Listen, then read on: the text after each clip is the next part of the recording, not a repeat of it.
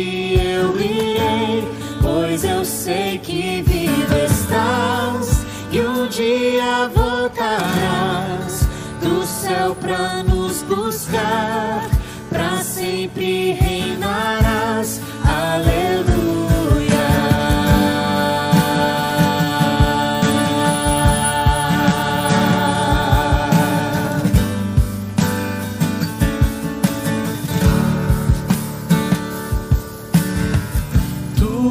A minha luz, a minha salvação, e a ti me renderei.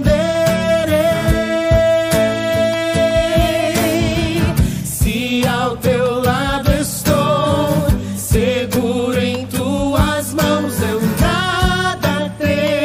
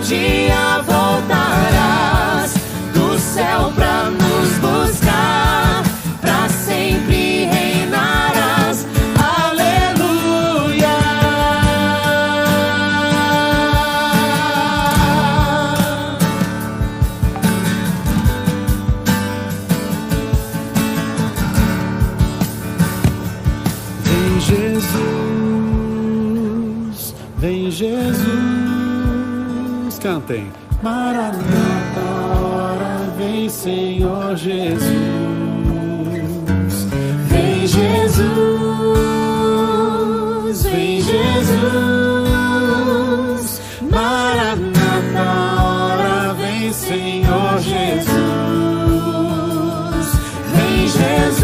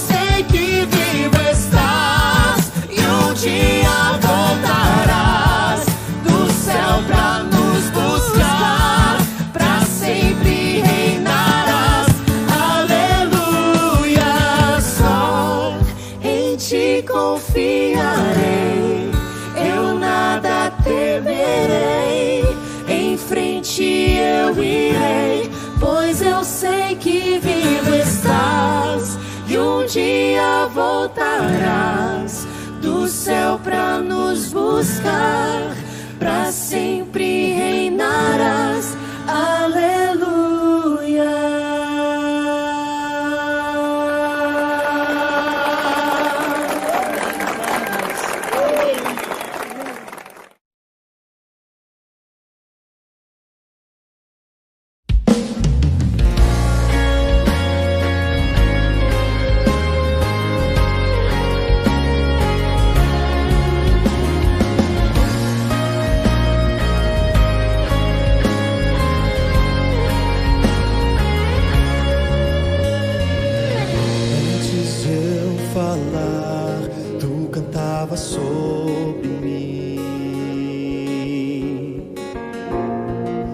tem sido tão, tão bom pra mim. Antes de eu respirar, sopraste tua vida em mim. Tu tem sido tão, tão bom pra mim. Oh, impressionante, infinito e ousado amor de Deus. Oh, que deixa as 99 só pra me encontrar. Não posso comprá-lo, nem merecê-lo, mesmo assim se entregou. Oh, impressionante, infinito e ousado amor de Deus.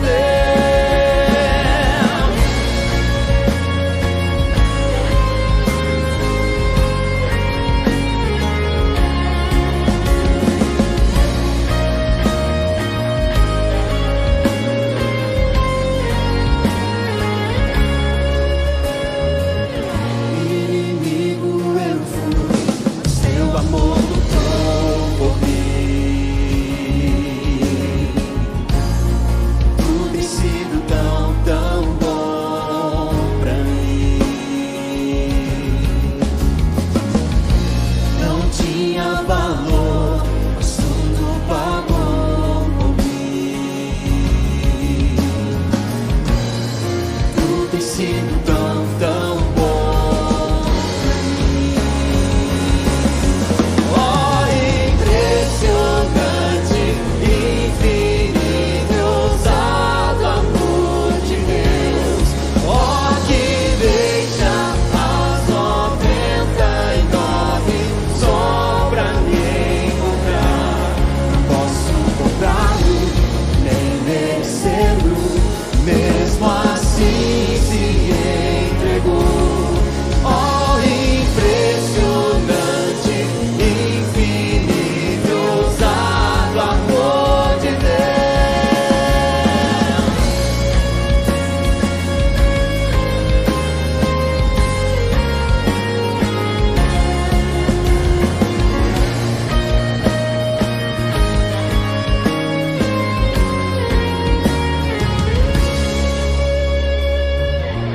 Traz-nos para as sombras, escala montanhas pra me encontrar.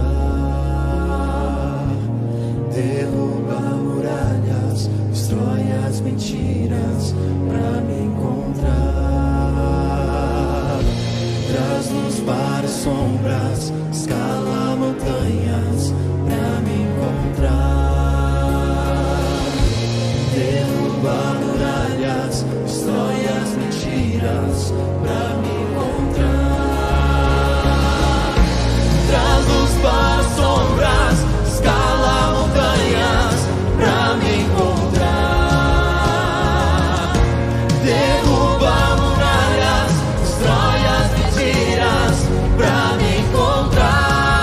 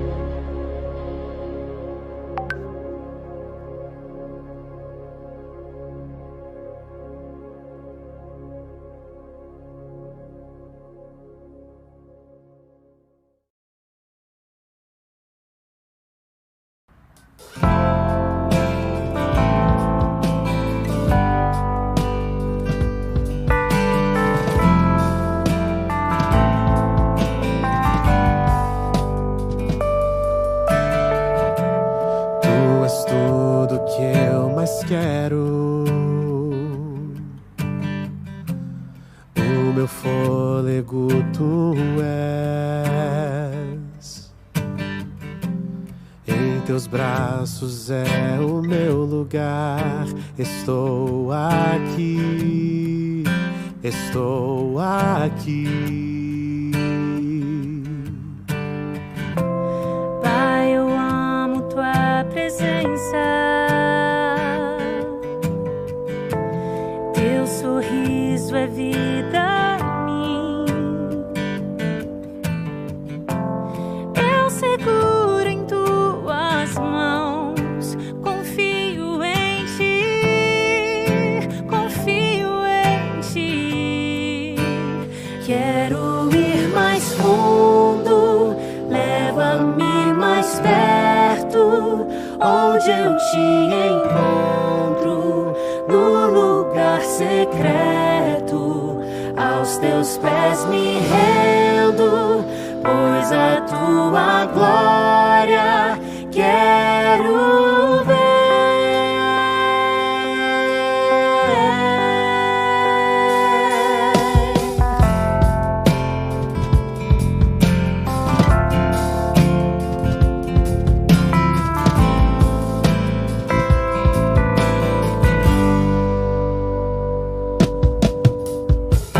Pai, eu amo tua presença.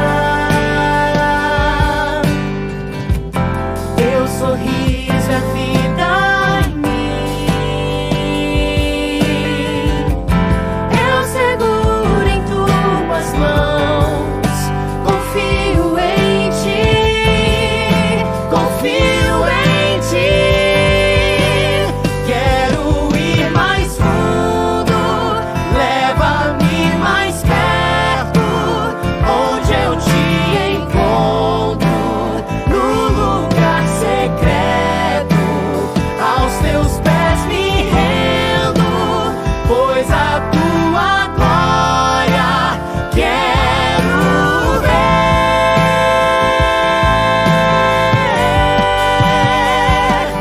Tudo que eu mais quero é te ver. Me envolve com tua glória e poder. Tua majestade é real, tua voz ecoa em meu ser. Tudo que eu mais quero é te ver. Me envolve com tua glória e poder. Tua majestade é real, tua voz ecoa em meu ser. Quero ir mais fundo, leva-me mais perto, onde eu te encontro, no lugar secreto. Aos teus pés me rendo, pois a tua glória quero ver. Quero ir mais fundo, leva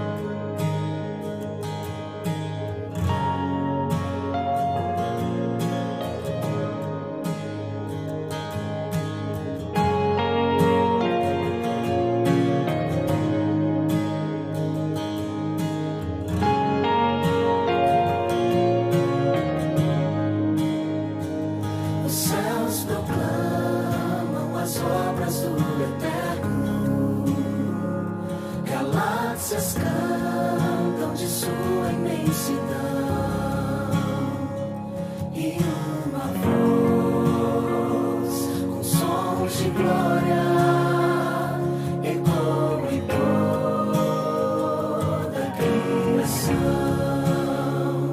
do grão que faz a vida irromper, no esplendor invisível faz nascer, e uma voz com sons de glória ecoam em nosso coração. Diante dele nos rendemos, é tudo por ele, tudo por ele. A ele a glória e para sempre, é tudo por ele, tudo por ele.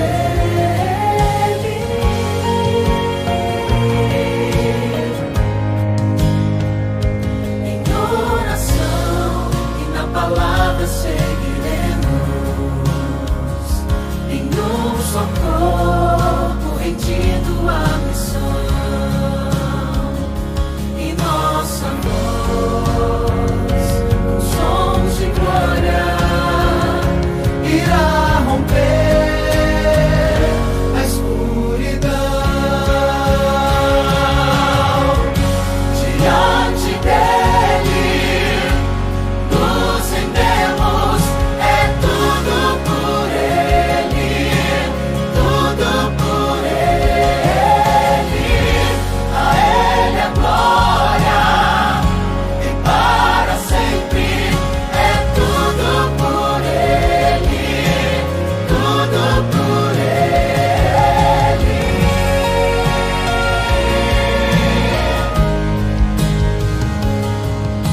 A ele a honra, a glória e o louvor, que o reino seja em nós, e nossa vida só por ele. A ele a honra, a glória e o louvor, que o reino seja em nós,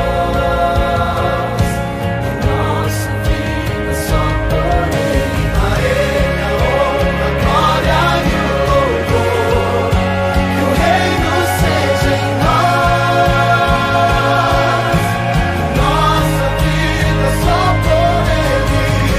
Diante dele nos rendemos, é tudo por ele, tudo por ele. A ele a glória e para sempre, é tudo por ele, tudo por ele. A ele a glória e para sempre, é tudo por ele, tudo por ele. Número 15, que nós esperamos que hoje seja muito especial. Nós vamos tratar de um tema que vai falar muito, muito ao seu coração, para a gente ter uma visão mais ampla de quem é Deus, de quem é Deus. Quero dizer que todos vocês são muito bem-vindos. Deixa eu só fechar aqui a tela para gravar aqui uma coisa rapidinho. Eu não vou sair, pode ficar tranquilo, tá? Só para a gente mostrar aqui algo que a gente vai fazer a partir de amanhã aqui com vocês, tá bom? Todos vocês sejam muito bem-vindos, obrigado por estar aqui, obrigado a vocês que nos acompanham, também aí pela Rádio Valdense, aqueles que estão também pelo YouTube, a maioria está acompanhando agora pelo YouTube, isso é muito bom, a gente fica muito feliz pela participação de todos vocês, tá bom? Muito obrigado. Amigos, eu queria aqui passar para vocês o seguinte, a partir de amanhã, nós vamos estar reunidos aqui para falar de um tema muito importante, que é sobre mulheres comuns, vidas extraordinárias. Amanhã à noite, a partir das 7h30, a gente vai começar, então, a nossa série. Tá aqui, ó. Amanhã eu vou mandar para vocês com o horário, com o link do Zoom, tá? 7h30, mulheres comuns, vidas extraordinárias. Quem são essas mulheres, pastor? A gente vai falar aqui de Esté, a gente vai falar de Raabe, a gente vai falar de Maria, mãe de Jesus, a gente vai falar de Maria Madalena, enfim, vai ser uma série com 5 mulheres extraordinárias da Bíblia, amanhã, 7h30 da noite. Então, por favor, não perca. Você que está no YouTube, você que está na Rádio Valdense, você está com o Zoom, nós vamos entrar em uma série evangelística de mulheres extraordinárias. E que mulheres foram aquelas mulheres, né? E quando a gente pensa nessas mulheres do passado, a gente pode ter certeza que o Senhor quer que homens e mulheres sigam sempre os parâmetros, as orientações bíblicas de ser mulheres e homens segundo o que está escrito, tá bom? Muito obrigado por sua presença, vamos dar aqui uma boa tarde para o irmão Zé Ailton, sempre ali presente, dona Josefa, que é a senhora que eu não estou vendo, Manuel Amaral, Jaqueline, Marcos Meirelles, aí Catiane Alves, Danilo, Marlinda Adriano, Maria ali Petrolina, Neres, Catiane, que abriu ali, Catiane, tá tudo bem aí, Catiane, irmã Selma Sobral, Jô, Andréia, Edileuza, Dona Elda, Dona Antônia sempre com seu óculosinho ali, olhando, Inês, Jaqueline, Drinca, quem mais aqui? Tem aqui o Azaf também, a Patrícia, Ana Lúcia, o Advento na Rocha. Tudo bem aí, amigo? Tudo tranquilo aí? Senhor e senhora Araújo, Dona Helena, Dona Edna. Falei logo, Dona Helena, você vai dizer que não falei com a senhora, viu? Eu vou até me deter. Feliz sábado, Dona Helena. Deus te abençoe. Lúcia, Dona Lúcia, Gilson, obrigado aí pela presença aí de vocês aí, viu? É bom demais ter vocês aqui agora. Fernando, Lúzia, Luzia, Débora, Fabiane, Joelma, Paulo de Tárcio, e assim vai. Coisa boa. Obrigado por vocês estarem aqui agora, tá bom? Lembrando que amanhã às 7h30 da noite, hoje, nós vamos até por volta de 4h30, falando sobre um tema que é muito importantíssimo para a gente, Apocalipse, capítulo número 15. E aí, como é que a gente começa, pastor? Nós vamos começar orando, tá? Se você tem algum pedido de oração, coloca aqui a atenção pessoal do nossa equipe de apoio, que você não está vendo, mas estão aqui nos bastidores trabalhando. Por favor, pega esses nomes, porque eu estou acordando cada dia um pouquinho mais cedo e me levanto cedo para orar por essas pessoas que estão aqui na lista de oração. Compartilho com o meu grupo de oração aqui da divisão. Todos os dias, pastores estão orando por pessoas que estão enfermas. Todos os dias, todos os dias. Então, se você tem algum pedido e que quer colocar nessa lista de oração, entra no chat aqui e coloca, tá bom?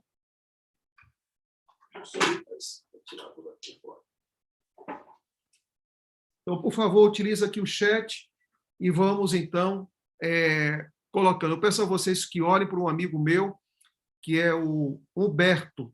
Humberto, ele é líder de uma classe bíblica ali em Fortaleza, ele foi contaminado pelo vírus, ele está usando o elmo, que é um capacete, para evitar ir para a UTI. Graças a Deus, até aqui tem dado certo, graças a Deus, ele está no pico da doença, e a gente sabe que tem muitas pessoas que estão numa situação parecida, ou às vezes pior do que a dele, algumas pessoas que estão melhores. Então, eu peço a vocês que, por favor, orem. Tem algum pedido? Utilize o chat, por favor, aqui, tá bom? Há um pedido de oração aqui pelo pastor Ivo, e a gente vai orar também pelo pastor Ivo e família. A esposa está com Covid, ele está com Covid, a esposa também teve, mas o caso não é tão grave, pela informação que não chegou, tá bom? Então, utilize o chat aqui, tá legal, para os seus pedidos. A gente não vai abrir aqui na tela, então utilize o chat para fazer seus pedidos de oração, tá legal?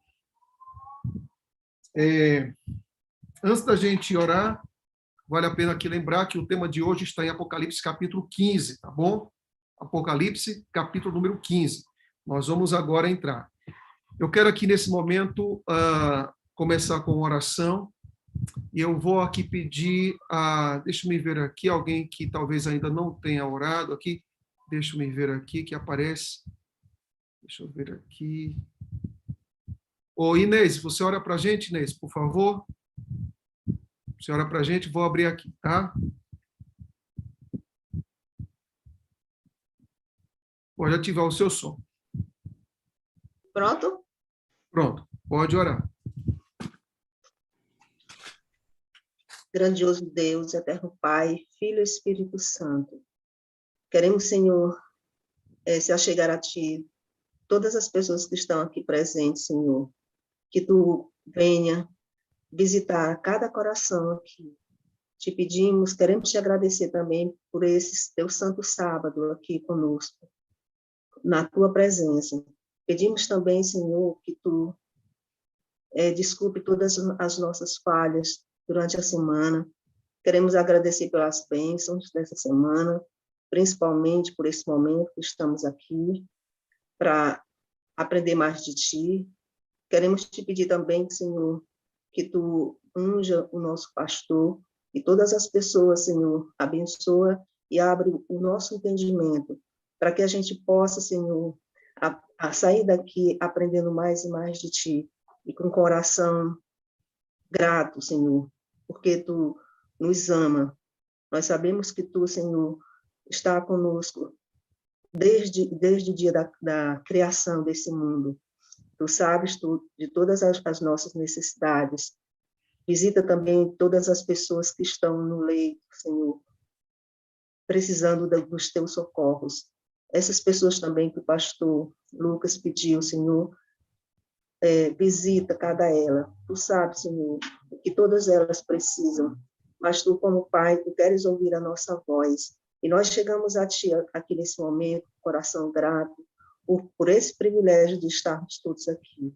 Fica conosco, Senhor, o Teu Divino Espírito Santo se faça presente aqui nos nossos estudos. Te agradecemos desde já, em nome de Jesus. Amém. Amém.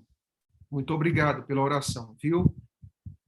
Amigos, dê uma olhadinha no chat aqui embaixo, tá? Para você fazer os seus pedidos e também para você fazer sua lista de orações, tá? A gente sabe que tem pessoas que estão orando aí na sala 57, há outras pessoas que oram em outro horário que elas acham mais adequado, tá? Cada um tem o seu momento, cada um tem sua experiência com Deus, mas não vamos deixar de buscar a Deus em oração nesses dias que, infelizmente, a gente pensa que vai terminar no próximo mês ou na próxima semana vai diminuir, mas a situação ainda é muito séria, ainda é muito grave e a gente precisa sempre interceder, tá bom? Gente, vamos então para Apocalipse capítulo número 15, para o nosso estudo de hoje. Eu vou aqui compartilhar a tela com vocês nesse momento. Então, por favor, busquem sua Bíblia, peguem suas Bíblias aí nas mãos e vamos aqui considerar o capítulo número 15 do livro do Apocalipse, tá? Uma das coisas que a gente precisa considerar quando nós estudamos o livro do Apocalipse é um quadro que irá surgir antes da volta de Cristo, que quando os discípulos encontraram a Cristo lá no templo, e Jesus Cristo disse que eles, admirados com o templo, Jesus Cristo disse, olha, não ficará pedra sobre pedra que não seja derrubada.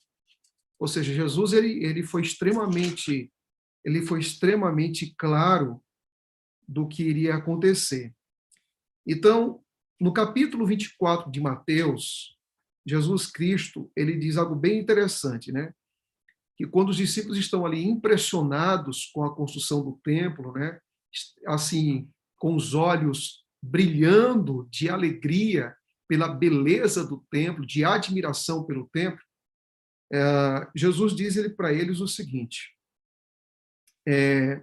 no capítulo 24 de Mateus, versículo número 3, diz, no Monte das Oliveiras achava-se Jesus assentado, quando se aproximaram dele os discípulos em particular e pediram, diz-nos quando sucederão estas coisas e que sinal haverá da tua vinda, da consumação dos séculos. Eles admiram, Cristo faz uma advertência, eles entendem que é um sinal da volta de Cristo, e Jesus Cristo diz então o seguinte, no versículo número 4 do capítulo 24 de Mateus, ele respondeu, vede que ninguém vos engane, Então, perceba que uma das coisas que irá acontecer antes da volta de Cristo é o engano. Tá? Então, se é uma coisa que vai se destacar muito antes da volta de Cristo, amigos, é justamente o engano. Isso vai se intensificar muito. Tá? Como também, quando você vê no versículo 23 e 24, ele diz, então, se alguém vos disser, eis aqui o Cristo, ou ele ou ali, não acrediteis, porque surgirão falsos cristos, falsos profetas, operando grandes sinais e prodígios para enganar. Então, perceba aqui uma coisa. Aqui, em Mateus 24, quando se faz uma descrição sobre a volta de Cristo, Cristo não fala, em primeiro lugar, dos sinais, e nem fala das condições. Ele fala de uma obra que se chama engano. Engano. Então, eu quero aqui começar com uma citação de Ellen G. White sobre essa questão do engano e a necessidade de você ler a Bíblia. No livro O Grande Conflito, na página 630, a autora diz, apenas os que foram, diligentes estudantes das Escrituras e receberam o amor da verdade, estarão, olha o que o texto diz, estarão ao abrigo dos poderosos enganos que dominam o mundo. Isso é muito forte, né? Somente aqueles que estudam a Bíblia. Agora, o que me deixa assim, impressionado nessa declaração de Ellen G. White é que não é somente os que estudam a Bíblia, é aqueles que estudam a Bíblia e esse estudo é acompanhado pelo amor à verdade. Ou seja, é uma experiência que atinge a mente, o cérebro, a razão, porque estudam a Bíblia, mas, ao mesmo tempo, algo que mexe com o coração. Eles têm amor à verdade.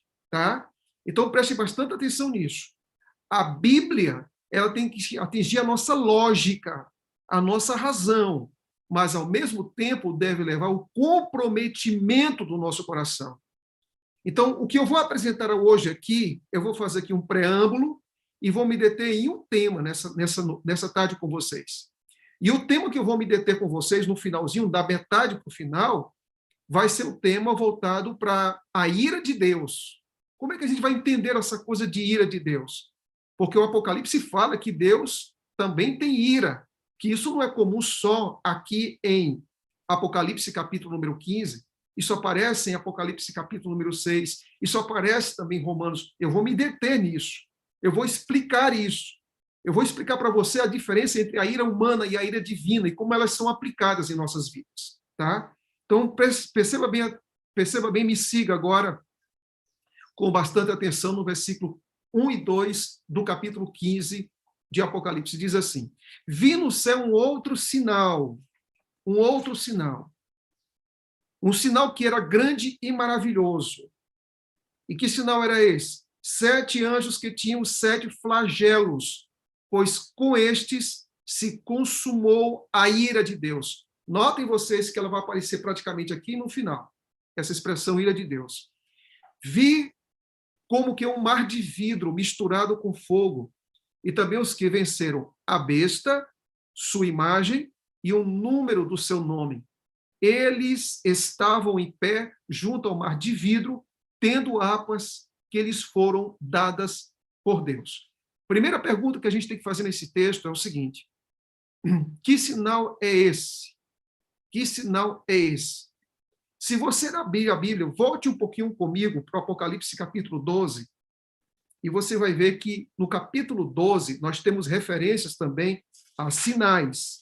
Então, esse aqui não seria a primeira vez que se fala de sinal. Capítulo 12, e no versículo 1, diz assim, viu-se grande sinal no céu, a saber, uma mulher vestida do sol, com uma lua debaixo dos pés e uma coroa de 12 estrelas na cabeça. Agora, quando você vai para o 12 e versículo número 3, diz assim, viu-se também um outro sinal. Então, agora nós vamos encontrar aqui um terceiro sinal. O primeiro sinal é a visão da mulher, o segundo sinal é a visão do dragão, e o terceiro sinal, você vai ver agora em Apocalipse capítulo número 15, que é o sinal dos 7 anjos, tendo 7 últimos flagelos para ser lançado no planeta Terra. Então, perceba, um sinal da mulher, um sinal do dragão, agora o sinal dos 7 flagelos, tá? Que é o terceiro sinal. Então, perceba aqui uma coisa. Quando a Bíblia menciona esses sinais, o que nós podemos entender? Especialmente do último sinal, que é sobre os flagelos. Vamos entender aqui agora. Nesses últimos flagelos, os 7 últimos, são as últimas manifestações do juízo de Deus. Tá? Não haverá mais pragas como estas, embora a destruição final de Satanás só ocorra em Apocalipse capítulo 20, versículo número 11 e 14. Então, quando nós olhamos para esse bloco aqui, ele é o bloco final da manifestação da ira de Deus.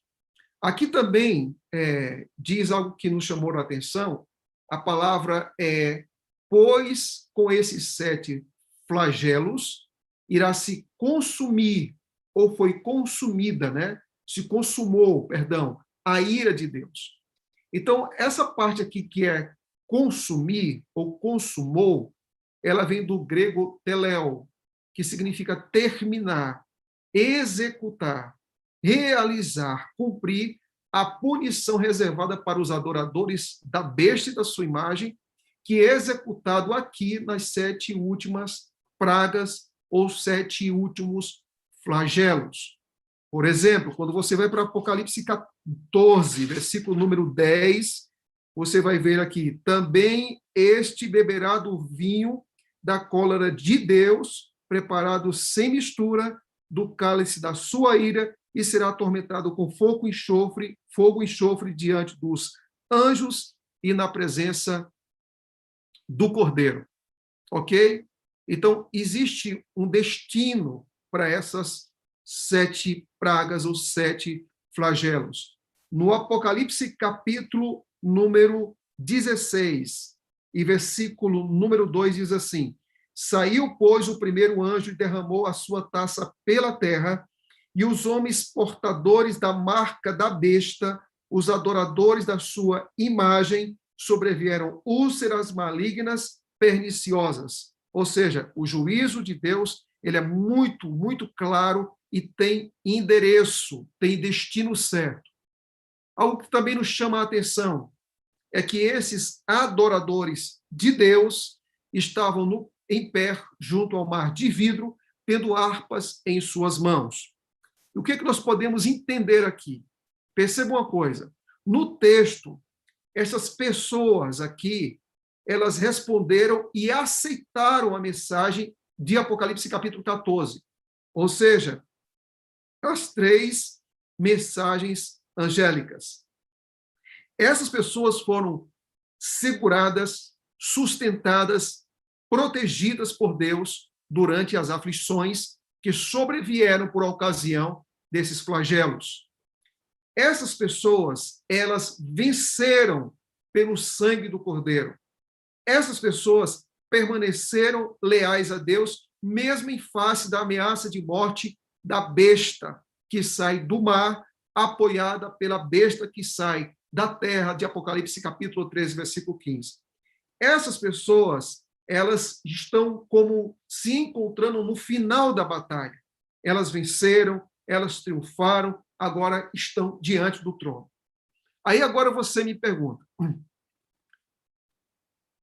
por que Apocalipse capítulo 15, ele apresenta a saída dos flagelos e depois já apresenta os redimidos diante de Deus?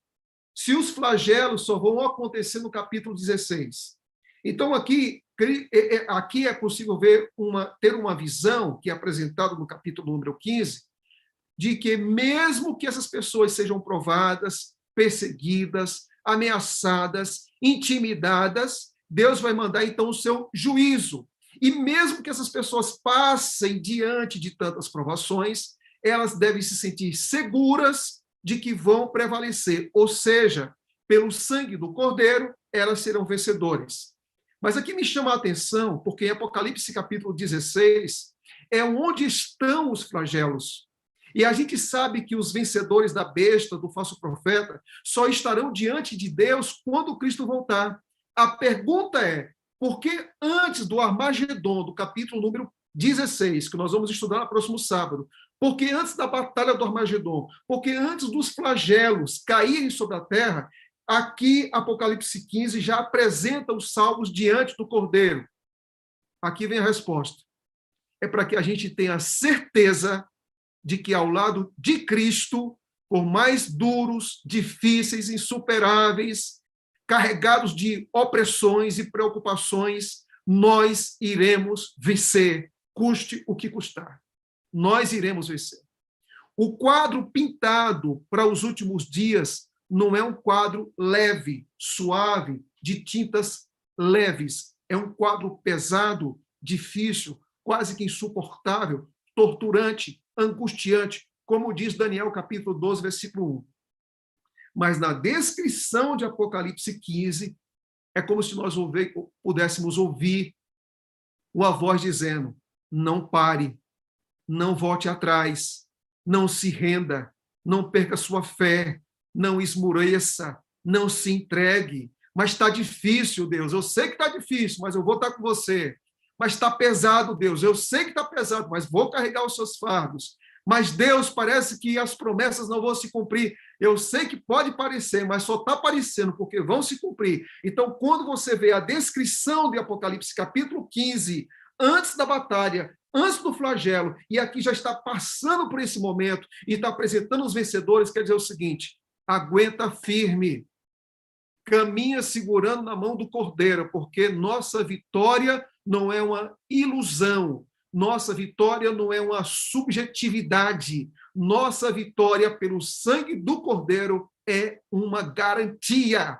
Você não pode olhar para frente achando que vai perder tudo, que vai ser derrotado, que não vai chegar seguro. Não é isso que a Bíblia ensina. Pela graça de Cristo,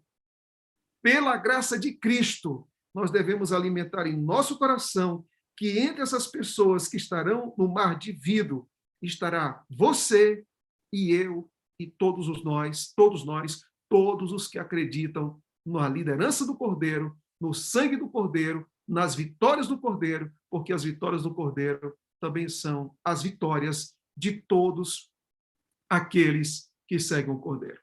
Tá? Então, de cara, é preciso entender isso em Apocalipse, capítulo número 15.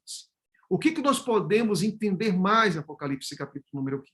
Aqui diz: e entoavam o cântico de Moisés, servo de Deus, e um segundo cântico, que é o cântico do Cordeiro. E aqui já diz que cântico era esse. Interessante, né? Aqui diz que é o cântico de Moisés, o cântico do Cordeiro, e diz o conteúdo desse cântico: grandes e admiráveis são as tuas obras, Senhor Deus, Todo-Poderoso. Justos e verdadeiros são os teus caminhos, ó Rei das Nações. Então, quando a gente olha, a pergunta é o seguinte: por quê?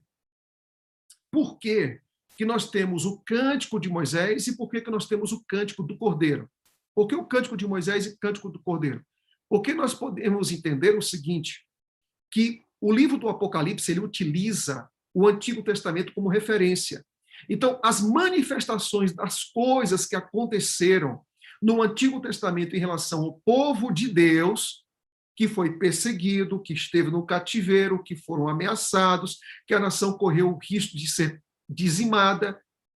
Como foi que o povo saiu do Egito com feitos grandiosos, gloriosos de Deus? Lá foram 10 pragas, aqui nós vamos encontrar 7 pragas, ok? Lá teve misericórdia? Teve. O sangue que tivesse marcado, a casa que tivesse marcada com sangue, não seria destruída. Lá teve juízo e teve morte? Teve juízo e teve morte.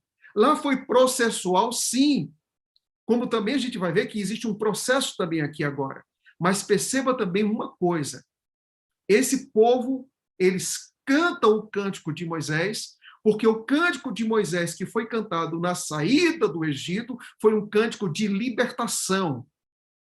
E quando nós formos cantar esse cântico de Moisés, quando Cristo voltar, e esse é o conteúdo: grandes, admiráveis são tuas obras, Senhor Deus Todo-Poderoso, justos e verdadeiros são os teus juízos, ó Rei das nações. Quem não temerá e não glorificará o teu nome, ó Senhor? Pois só tu és santo, por isso todas as nações virão e adorarão diante de ti, porque os teus atos de justiça se fizeram manifestos. Isso é tremendo para a gente. Então, perceba aqui uma coisa. Quando você vai então, para Apocalipse capítulo 15 e vê essa ênfase no cântico de Moisés, eu vou chamar a atenção a você para uma coisa. Abra sua Bíblia em Êxodo capítulo número 15 e me acompanhe. Isso é fantástico. No capítulo número 15. No comentário nós vamos entender, sem dúvida, esta é uma referência ao cântico de livramento realizado depois que Israel atravessou o Mar Vermelho. Esse cântico celebrou a libertação da opressão egípcia e o novo cântico celebra o livramento da tirania da besta, do falso profeta, da segunda besta que sai da terra, tá? E da Babilônia grande, que ela junta todos os inimigos de Deus para perseguir o povo de Deus. Então, em Êxodo capítulo 15, nós temos um cântico. Então, veja comigo agora, olha esse cântico. No cântico aqui, nós encontramos: cantarei ao Senhor, porque triunfou gloriosamente. Lançou no mar o cavalo e o seu cavaleiro. O Senhor é a minha força. Versículo 3. O Senhor é o homem de guerra. O Senhor é o seu nome.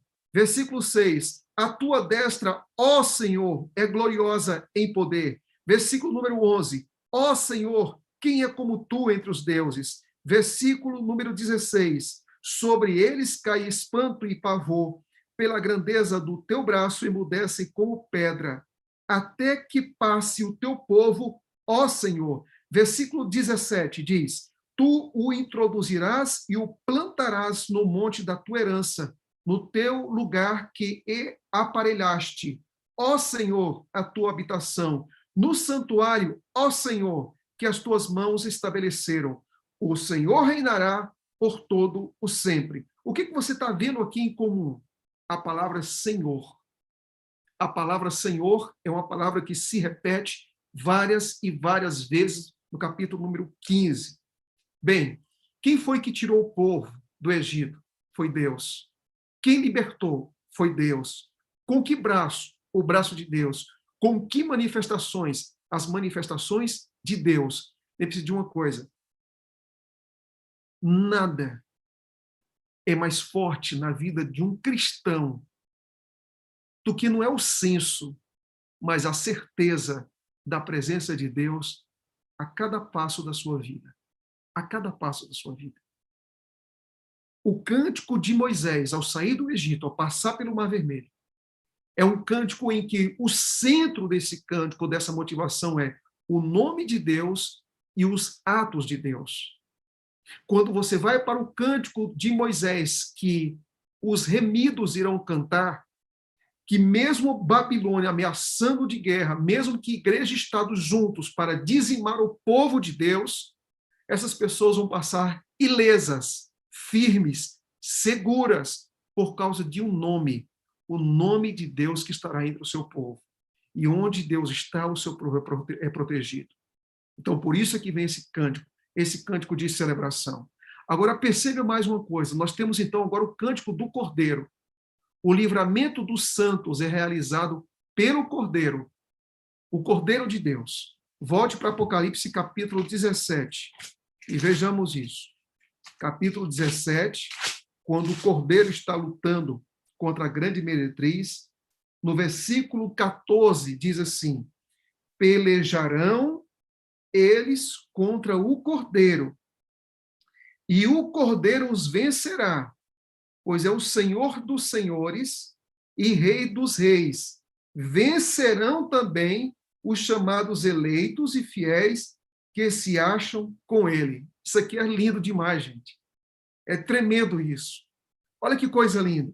Diz aqui que o cordeiro, diz aqui, pelejarão com o cordeiro e vencerá. Futuro do singular. Depois você vai encontrar aqui que eles vencerão. Escuta uma coisa. Toda vitória da nossa vida cristã é por causa do Cordeiro. É por causa do Cordeiro. Você não vence por causa da sua experiência. Você não vence porque você tem muito tempo de igreja. Você não vence por causa do teu conhecimento.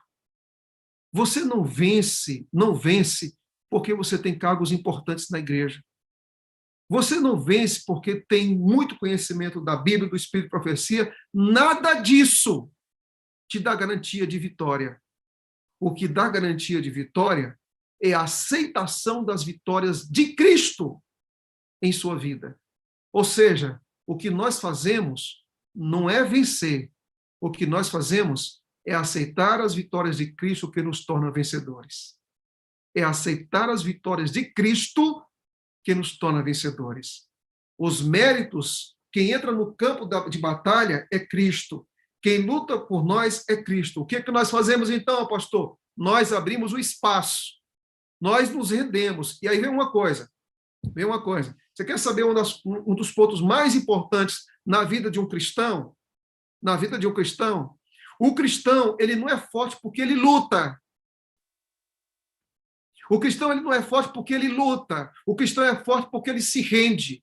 Porque a força e a suficiência do cristão está na rendição que ele dá para o Cordeiro. Porque nós queremos lutar com nossas próprias forças. Nós queremos olhar para frente com nossa própria suficiência. E quando nós percebemos que a nossa força não pertence, não é intrínseca, não está dentro de nós, mas está no Cordeiro, então nossa vitória vem dele, não é sua, pertence a ele. Aqui diz que ele, o Cordeiro, vencerá. E todos aqueles, isso é profundo demais, todos aqueles que se acham com ele, com o Cordeiro, é que vence. Lembre-se de uma coisa, sua vitória só é condicionada a um fator, se você está com o Cordeiro ou não. Você esteve fora do Cordeiro, se distanciou do Cordeiro, não seguiu o Cordeiro, é queda, é fracasso, é ruína, é dor, é tristeza, é derrota. Segurou na mão do Cordeiro, é vitória, é triunfo, é vencer, é olhar para frente, é estar seguro. Então, vitória não é a sua resiliência, não é o quanto você pode, não é a força que há dentro de você. Vitória é o seu rendimento, sua rendição ao Cordeiro. Quanto mais você se rende ao Cordeiro, mais em sua vida cristã, vitórias estão garantidas. Você vence porque ele venceu. Esse é o ponto. E todos aqueles que se agarram às vitórias de Cristo também são considerados vencedores. Vamos avançar mais um pouco, amigos.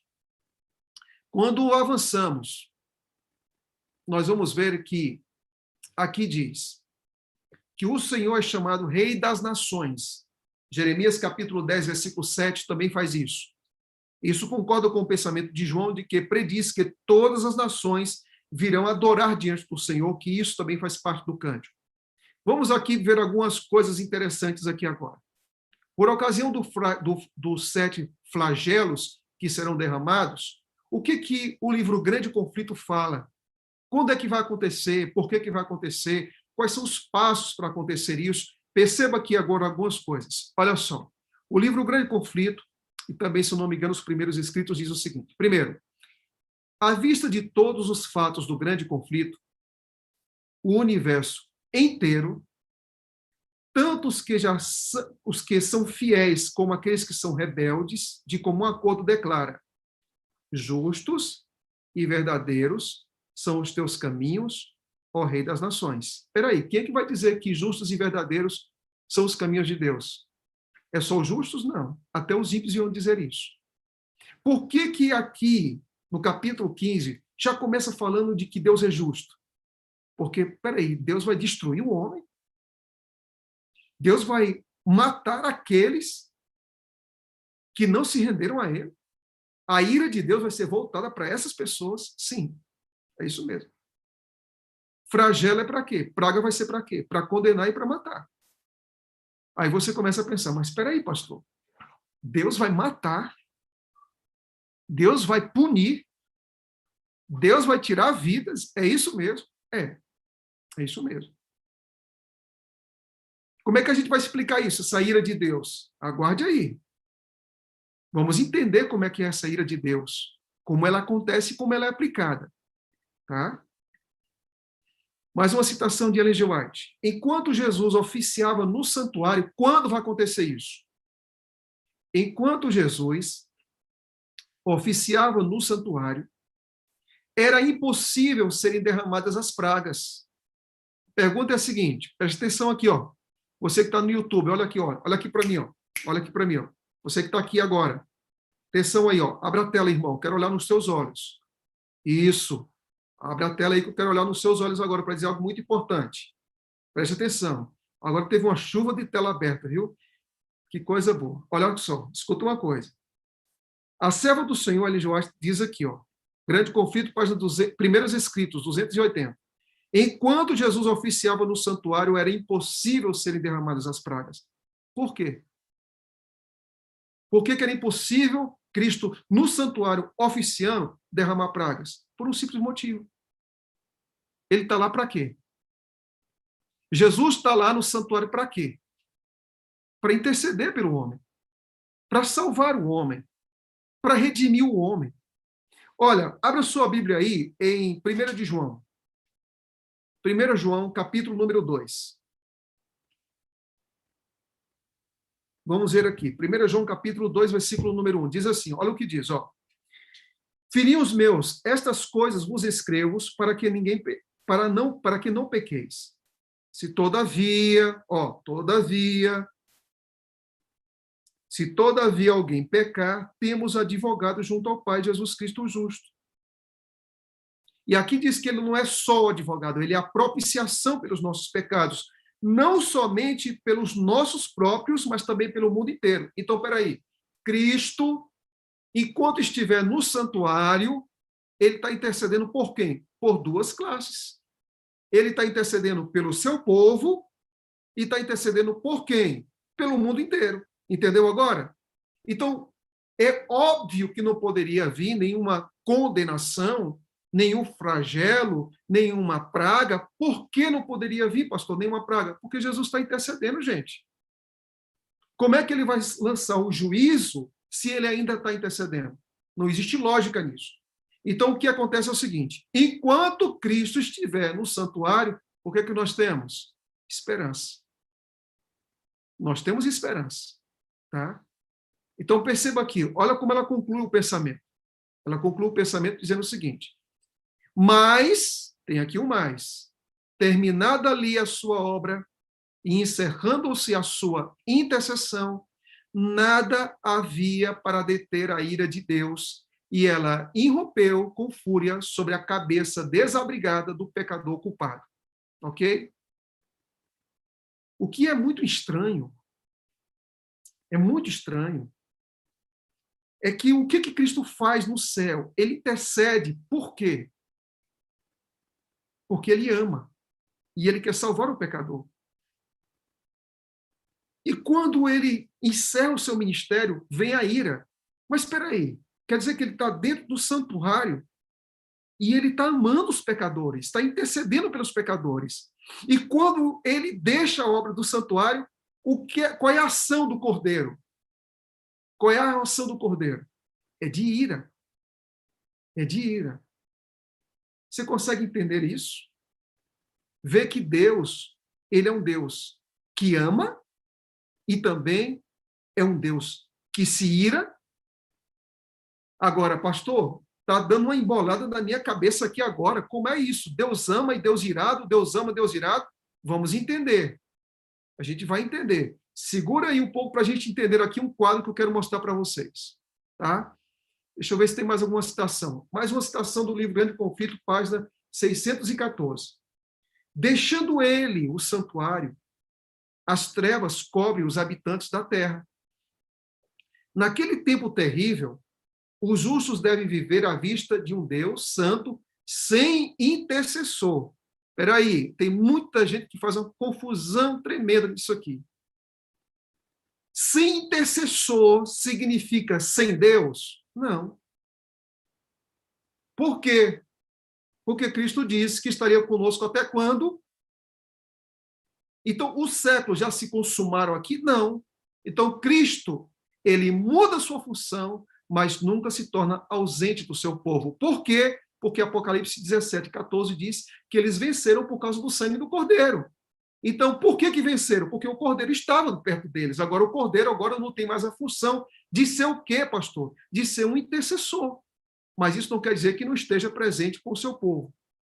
Avançando. Diz mais, removeu-se a restrição que estivera sobre os ímpios. Agora veja o que acontece. Satanás começa a agir. Satanás, olha que texto forte, gente. Satanás tem domínio completo sobre os que finalmente se encontram impenitentes, desabrigados da graça divina, não tem proteção contra o maligno. Satanás mergulhará então os habitantes da terra em uma grande angústia final. Perceba aqui uma coisa, ó. O que vai acontecer? Cristo sai do santuário. Cristo sai do santuário. E os seres humanos, nós vamos só ter duas classes de pessoas. Os adoradores da besta e da sua imagem, e aqueles que têm o selo de Deus, aqueles que seguem o Cordeiro por onde quer que vá. Só duas classes, não tem terceira. Só tem duas.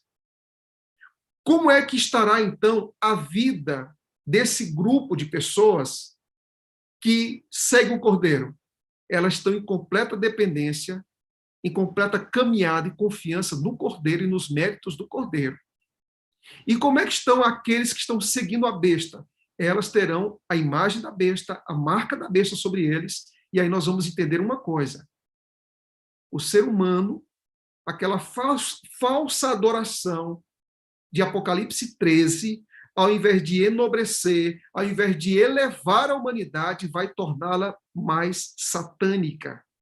A adoração de Apocalipse capítulo número 13 leva o ser humano ao controle de Satanás. E a adoração dos 3 anjos de Apocalipse 14, veja bem, ó, capítulo 13 é uma imposição para adorar a besta e a sua imagem, com ameaça de morte.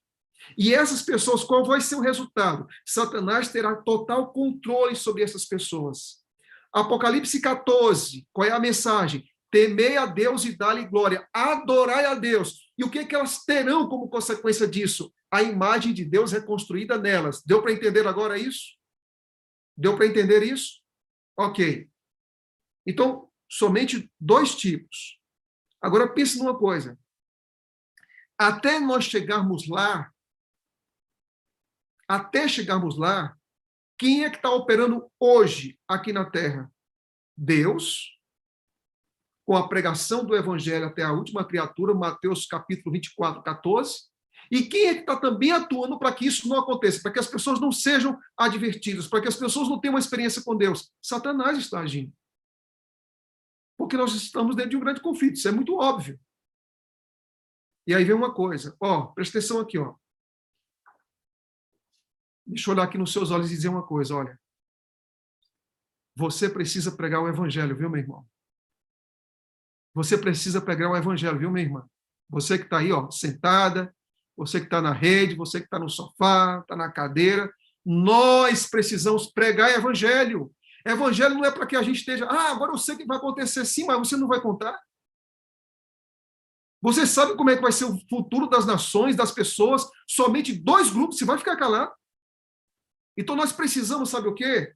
Nós precisamos, e aqui eu me dirijo como adventista do 7º dia, muito claro, nós temos que exaltar Jesus. Nós temos que dizer para o povo para adorar o Cordeiro de Deus, que Jesus está voltando, que o céu é a realidade, que os dias estão se aproximando do seu final. Sabe por quê? Porque o diabo, que é o nosso inimigo, e o inimigo de Deus, ele está fazendo sua obra, entre aspas, missionária. Ele não para de agir. Ele não para de agir.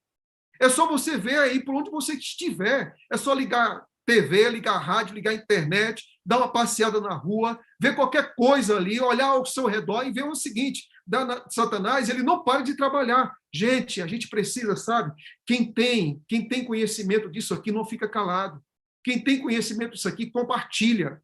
É impossível você ter uma visão do evangelho, do que significa o evangelho, e ficar calado. Quem tem experiência, escute a frase aí, meu irmão, escute a frase. Quem tem experiência real no evangelho, compartilha o evangelho. Evangelho não é para a gente causar admiração. Evangelho é para causar motivação na gente. Evangelho não é para dizer assim: uau, que coisa linda, que coisa fantástica. É linda, é fantástico, então compartilhe. Porque não existe lógica, gente. A gente saber o que vai acontecer e a gente ficar calado. Não existe lógica. Não existe lógica saber de tudo isso e guardar aqui no coração. E olha, eu já falei isso várias vezes, vou aqui dizer de novo. Satanás, ele é tão sutil, que quando nós precisamos mais tocar alto as trombetas, dizendo sobre o Cordeiro, a brevidade do Messias, as promessas do Apocalipse, você sabe o que Satanás faz? Engana muita gente dizendo: não se misture não, no sal da terra não seja luz do mundo não. Você sabe o que você faz? Você, sabendo de tudo isso, vá morar no campo, se distancie de todo mundo, vá morar no meio dos matos, não prega o evangelho para ninguém, não. Olha, amigos, a gente só tem que sair das cidades quando a gente for para elas. Quando a gente for para a cidade, pregar o evangelho nos 4 cantos da cidade, como Jonas fez, aí a gente sai delas. E eu quero dizer uma coisa: a maioria das cidades ainda não ouviram, não, gente. Não ouviram, não. A maioria das pessoas que estão nos prédios aí nessa cidade onde você mora não conhece, não. Ali das redondezas onde você mora, muita gente não conhece, não. Em nome de Cristo, seja a luz do mundo, viu? Seja sal da terra, viu? As pessoas precisam conhecer e saber o quanto Cristo fez diferença em sua vida. Ao invés de a gente ficar fugindo para o meio do mato, fuja para as cidades e use as cidades para a pregação do evangelho. Depois você vai para os montes. Você crê nisso, irmão? Diga assim: pastor, eu creio. Amém, irmão. Diga amém, amém. Um dia a gente vai para o meio do mato, mas a gente, antes de ir para o meio do mato, vai para o meio da cidade, porque foi isso que João Batista fez, e é isso que a gente deve fazer também. Tá bom? Vamos avançando aqui agora, amigos. Vamos avançando. Olha só. Como é que será o fim, então, pastor? Me mostra no quadro aí. Vamos lá. Conclusão do Evangelho. Está onde? Mateus 24, 14. E aí, então, o que é que acontece? Fechamento da porta da graça. Onde é que está, pastor? Apocalipse, capítulo 15. E aí, então, o que é que vem? As 7 pragas são as ações diretas de Deus. E depois, o que é que acontece? As ações livres de Satanás. As 7 pragas são ações de Deus. Mas, como Cristo não tem mais sobra como intercessor, Satanás, então, passa a agir. Passa a agir como nunca. Ó, deixa eu fechar aqui o quadro e olhar de novo para você, olha. Antes da volta de Cristo, o ser humano só vai apresentar 2 imagens no seu rosto e na sua vida. Ou vai ser a imagem diabólica, ou vai ser a imagem divina. Porque antes da volta de Cristo, nós vamos ter a manifestação de tudo que é ruim na humanidade, mas também nós vamos ter a manifestação de tudo que é bom na humanidade. Depende da escolha da humanidade. Isso é selo de Deus, isso é marca da besta. O ser humano vai apresentar a pior face dele antes da volta de Cristo. Mas o ser humano, pela graça de Cristo, vai mostrar a melhor face dele, porque onde abundou o pecado, superabundou a graça. Então, nos últimos dias, vamos ter essa polarização. os que pertencem a Cristo e os que não pertencem. E aqui nós temos o tempo de angústia, a perseguição dos justos. E logo depois disso, o que é que aqui nos aparece? O que é que aparece aqui para a gente? O que vem aqui para a gente, amigos, nada mais é do que isso aqui, ó. Os justos são perseguidos, mas são libertos. E logo depois, a volta de Cristo. Então, eu estou aqui resumindo, a grosso modo, para que em uma tela você veja como será o tempo do fim. Conclusão, fechamento, ações de Satanás, ações de Cristo, tempo de angústia, justos libertos, volta de Jesus Cristo. Ok? Capítulo 15, versículo 4 e 5 diz: quem não temerá e não glorificará o teu nome, ao Senhor? Pois tu és santo. Por isso todas as nações virão e se prostrarão diante de ti, porque os teus atos de justiça se fizeram manifestos. Depois destas coisas olhei e abriu no céu o santuário do tabernáculo do Senhor. Aqui eu vou adiantando. E os 7 flagelos que tinham, os sete anjos que tinham os 7 flagelos, saíram do santuário. Porque à medida que termina a obra de Cristo no santuário, que é encerrada a obra de intercessão, vem então o juízo. Vestido de linhos puros e resplandecentes e cingidos à altura do peito, e com cintos de ouro. Então um dos 4 seres viventes deu aos 7 anjos 7 taças de ouro, cheios da ira de Deus, que vive para todo sempre. Olha aqui para mim, ó. Pergunta a seguinte: peraí, pastor, ira de Deus? A ira de Deus? E Deus fica irado? Sim. Deus fica irado? Sim. Entenda uma coisa, olha, existe um teólogo, né, chamado Marcião, e ele era um homem muito rico, ele tinha uma frota de navios, e ele resolveu se tornar um teólogo, estudar a Bíblia, né? E Marcião dizia o seguinte: Marcião, os seguidores de Marcião são chamados de marcionitas, né? E Marcião dizia o seguinte, que existe um Deus do Antigo Testamento e existe um Deus do Novo Testamento. O do Antigo Testamento é um, o do Novo Testamento é outro. Inclusive, ele aboliu todos os livros do Antigo Testamento e vários livros do Novo Testamento, onde aparecia Deus julgando e dando juízo, porque ele disse que isso não era o Deus verdadeiro. Você sabe o que acontece? Tem pessoas... Você sabe o que acontece hoje nas pregações hoje? Eu vou dizer coisas que talvez você não saiba aqui. Na Bíblia, Deus é um Deus que se ira. E Deus é um Deus que tem amor. As duas coisas. Qual foi a última vez que você ouviu uma pregação sobre a ira de Deus? É difícil, né? Agora eu quero que vocês aqui fiquem surpresos com o que eu vou dizer para vocês. Na Bíblia, se fala mais da ira de Deus do que o amor de Deus. Tem mais referências à ira de Deus do que o amor de Deus. Um outro detalhe. As pregações que nós vemos hoje, no passado que eu coloco antes da reforma, depois da reforma, sabe qual eram as pregações? Era a ira de Deus. Tome ira, ira, ira, ira, ira, ira, ira. Era só a ira de Deus. Os grandes reavivamentos depois da reforma, entre eles um grande reavivalista chamado de Jonathan Edwards, ele tem um sermão que se fala justamente da ira de Deus.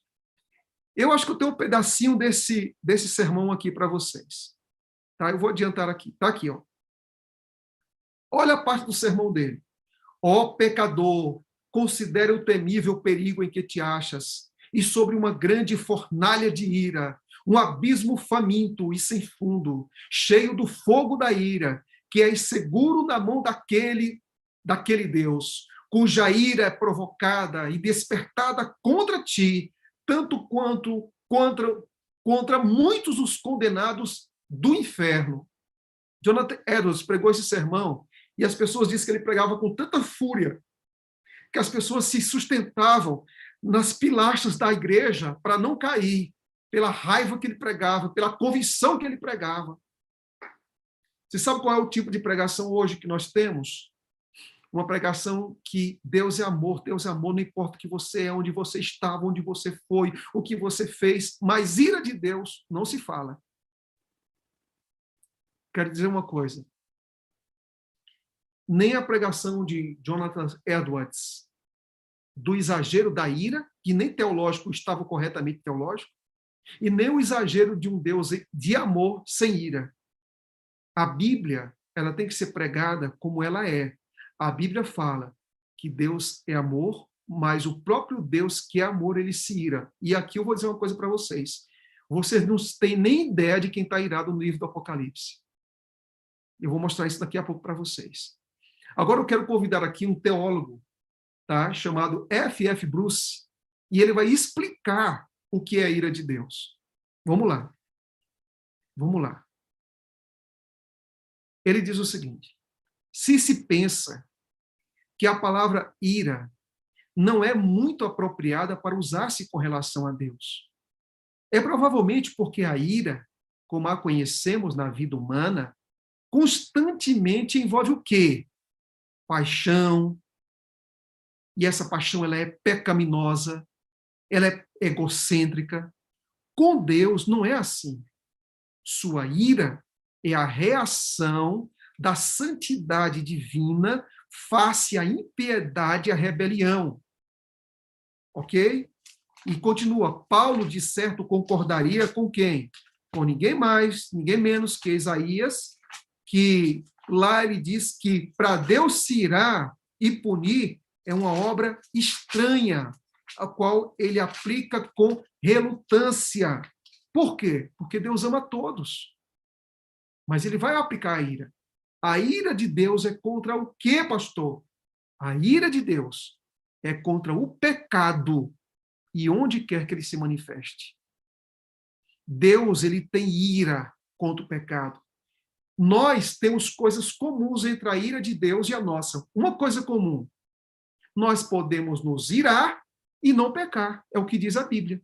Nós podemos nos irar e não pecar. Deus, a ira de Deus não é do pecado. A ira de Deus é de indignação. A ira de Deus é que ele olha para o pecado, ele sabe qual é o preço. Todo pecado, ele exige uma quantia.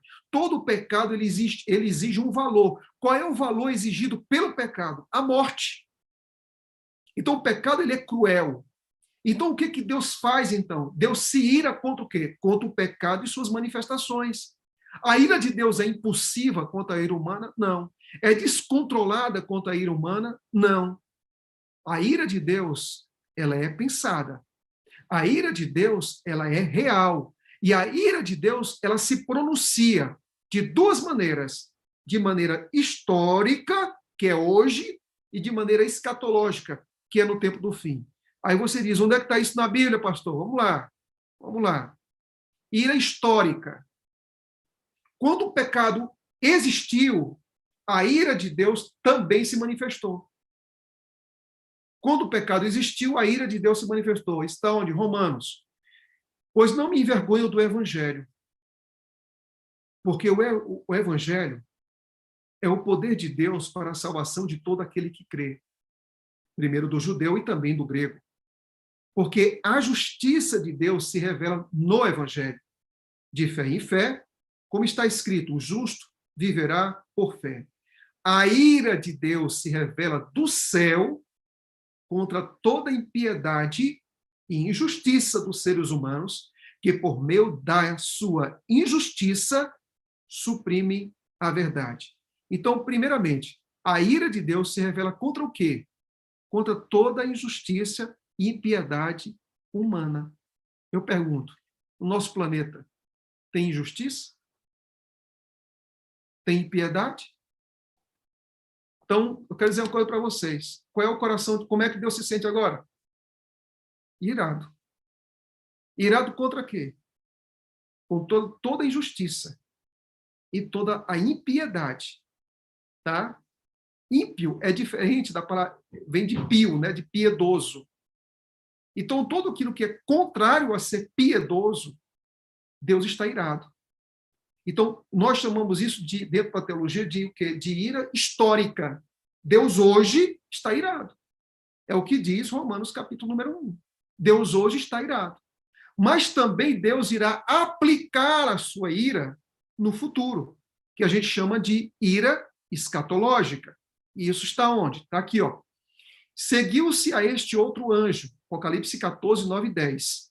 O terceiro dizendo com voz forte: se alguém adora a besta e a sua imagem, e recebe a sua marca na testa ou na mão, também esse beberá do vinho do furor de Deus, preparado sem mistura no cálice da sua ira, e será atormentado por fogo e enxofre diante dos santos anjos e na presença do Cordeiro.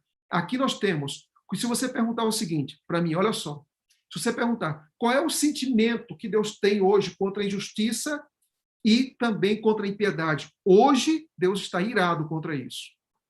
Hoje ele está irado contra isso. E o que não falta nesse mundo é exatamente isso, impiedade e injustiça, né? Então hoje Deus está irado. Agora, com relação ao futuro, está sendo preparado um cálice onde Deus está colocando o quê? Sua ira. A ira de Deus, que é a ira escatológica. Agora, pensa aqui agora numa coisa. Vamos juntos agora, ver um outro detalhe. De quem é a ira? A ira de quem? Agora aqui a gente vai bater assim bem forte nessa ideia de Deus no Antigo Testamento e Deus no Novo. Não, Deus é um e Deus... Não, tem nada a ver isso. Não, porque o Deus do Antigo Testamento é cruel e o do Novo Testamento é bonzinho. Vamos ver se é assim mesmo? Vamos para Apocalipse e vamos ver isso agora? Então perceba aqui, olha. A ira de Deus é a mesma ira, sabe de quem? Do seu Salvador, que nós o chamamos de Jesus Cristo. Você já imaginou isso? A ira é de Jesus. Meu Pai do céu, Jesus irado.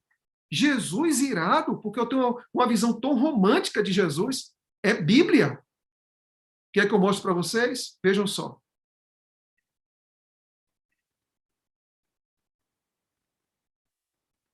Vi quando o Cordeiro quebrou o sexto selo.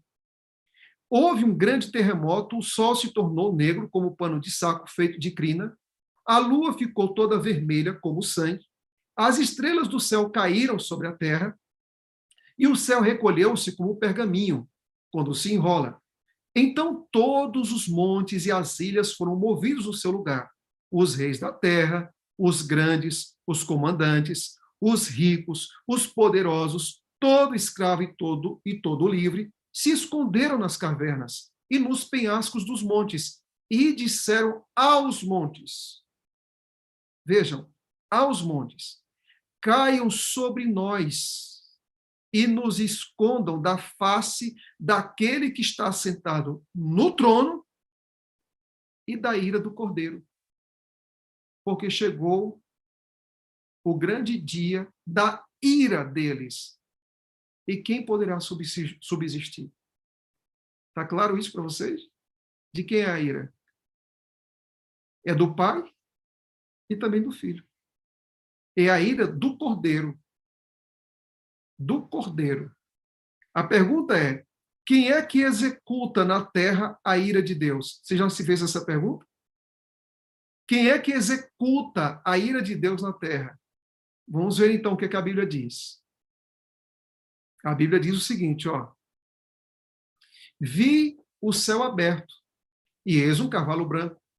O seu cavaleiro se chama Fiel e Verdadeiro, e julga e combate com justiça. E diz mais, os seus olhos são como chamas de fogo. Na cabeça dele há muitos diademas. Tem um nome escrito que ninguém conhece, a não ser ele mesmo. Está vestido com um manto encharcado de sangue, e o seu nome é Verbo de Deus. Todo mundo sabe aqui que está se falando de Jesus Cristo, né? Os exércitos do céu o seguiam, montados em cavalos brancos e vestidos de linho finíssimo, branco e puro. Da sua boca saía uma espada afiada, para com ela ferir as nações. Ele mesmo as regerá com cetro de ferro, e ele mesmo é o que pisa, ele mesmo pisa o lagar do vinho do furor da ira de Deus, do Deus Todo-Poderoso. No seu manto e na sua coxa está escrito o nome, Rei dos Reis e Senhor dos senhores. Compreendeu aqui agora? Quem é que aplica a ira de Deus nesse planeta? É Jesus Cristo. Aqui está dizendo que ele usa o lagar. O que era o lagar? O lugar onde você esmagava uvas também. Quem vai esmagar as nações? Quem vai esmagar os homens nos últimos dias finais, antes da volta de Cristo, no momento da volta de Cristo? É o próprio Salvador. Como é que pode isso? Entendeu agora? Entendeu agora que esse mesmo Deus que ama é um Deus irado? Por que ele se ira? Porque Deus, ele está irado aonde o pecado se manifestar. E é algo duro. Se nós nos agarrarmos com o pecado, nós vamos ser destruídos juntamente com ele. Juntamente com ele. Se nós fizermos do pecado um estilo de vida para a gente, e nós não escolhemos o Cordeiro que tira esses pecados da gente, então a ira de Deus vai se consumir em nossa vida. Agora, preste atenção nesse detalhe. Se você pensou em sair dessa live aí no YouTube, agora, nem se levante. Eu sei que você está querendo se levantar para tomar água. Fique em pé. Ou aumenta o som aí da televisão. Fique em pé, isso. Pastor ia fazer isso agora. Paralisa, fica congelado aí, irmão. Você tem que entender isso aqui. A ira de Deus, antes de se manifestar na humanidade ou para a humanidade, tanto no sentido histórico como escatológico, a ira de Deus, eu estou aqui todo arrepiado no que eu vou dizer aqui agora. A ira de Deus veio primeiro sobre Jesus Cristo. O primeiro a receber a ira de Deus não foi o pecador humano e nem o pecador escatológico no tempo do fim. O primeiro a receber a ira, porque Cristo recebeu os nossos pecados, não recebeu? De todo mundo? No Getsemane e na cruz? Então ele tinha que receber o quê? A ira de Deus. A ira de Deus se manifesta, isso é tremendo, gente. A ira de Deus se manifesta onde está o pecado. E o que Cristo fez por nós? Pegou todos os nossos pecados. Qual foi a consequência disso? Isso aqui, ó. Isaías 53. Certamente ele tomou sobre si nossas enfermidades. Isso aqui é palavra suave para dizer pecado. As nossas dores levou sobre si. E nós o considerávamos como ferido de Deus e oprimido. Mas ele foi transpassado por causa das nossas transgressões, esmagado por causa das nossas iniquidades. O castigo que nos traz a paz estava sobre ele. Pelas suas pisaduras fomos sarados. Todos nós andávamos desgarrados como ovelhas, cada um se desviava pelo seu próprio caminho, mas o Senhor fez cair sobre ele a iniquidade de todos nós. De todos nós. Então, os açoites que Cristo sofreu, aquela cruz pesada que ele recebeu, o peso que ele carregou e tropeçou, ele ser erguido ali na cruz, o que estava manifestando ali, pastor? A ira de Deus caiu em primeiro lugar sobre o Filho de Deus. O Filho de Deus foi o primeiro a receber essa ira. E você me pergunta, peraí, pastor, mas onde é que está na Bíblia que Jesus Cristo recebeu a ira de Deus? Você sabe o que é que os pagãos faziam? Os pagãos, para apaziguar a ira dos deuses deles, gregos e romanos, sabe o que eles faziam? Eles tinham que sacrificar seus filhos e dar ofertas na terra para apaziguar a ira dos deuses pagãos. Deus, aleluia, aleluia, aleluia. Deus, para apaziguar a sua ira, você sabe o que ele faz? Ele manda o seu filho vir aqui para a terra, morrer para salvar a mim e a você. Deu para entender isso aí? Deu para captar isso aí agora? Ou seja, Deus, para apaziguar a ira de Deus, ele vem para morrer por mim e por você. Porque o cordeiro que está irado no Apocalipse capítulo número 6, o cordeiro que está irado no Apocalipse capítulo número 6, é o cordeiro que recebe a ira de Deus. Em Romanos 5. Olha o que diz aqui. Olha o que diz. Romanos, capítulo 5, versículo 8 e 9. Vamos abrir a Bíblia? Isso aqui é tão fantástico que você tem que pegar aí um marcador de texto, sabe? Assim, aquele marcador de texto que a 10 quilômetros o pessoal vê que você marcou, tem alguma coisa na Bíblia. Você tem que pegar esse marcador de texto aí e entender isso aqui agora, tá? Vamos lá. Romanos, capítulo número 5.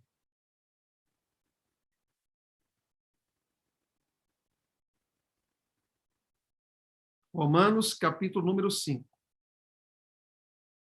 Versículo número 8 e versículo número 9. Olha o que Paulo diz. Olha o que Paulo diz. Diz assim: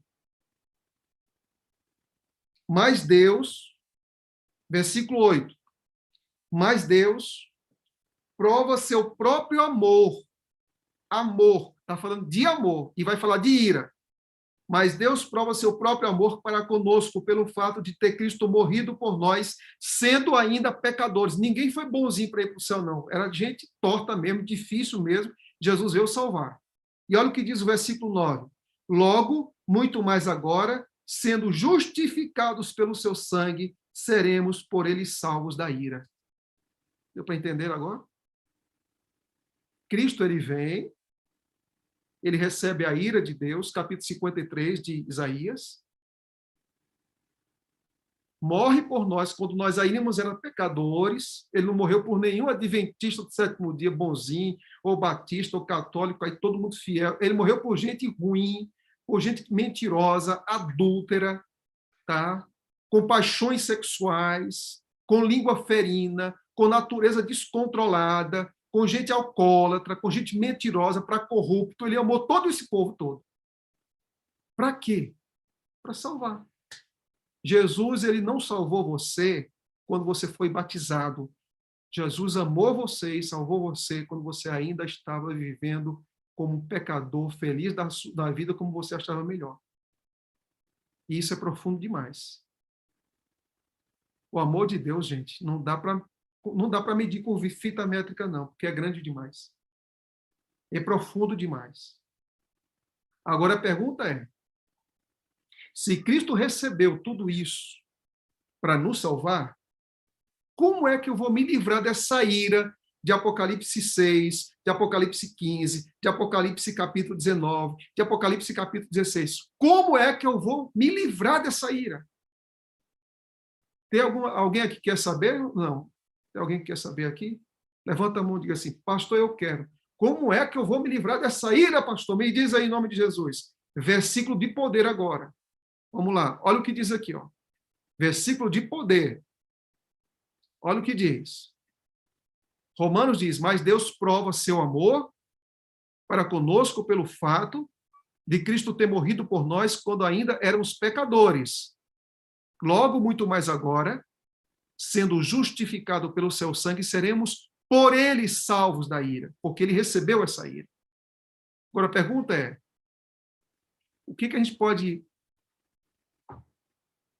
ter no coração em relação à ira futura, escatológica? Olha o que Paulo diz. Para aguardardes dos céus o seu Filho, a quem ele ressuscitou dentre os mortos, a saber, Jesus, que nos livra da ira vindoura. Olha o que está dizendo aqui. Para aguardar. Aguardar quem? Jesus Cristo. E ele morreu, ele ressuscitou e ele vai voltar. Então, isso quer dizer que quando eu estou aguardando Jesus Cristo, eu estou livre da ira futura. Deu para entender agora isso? Está claro isso para você?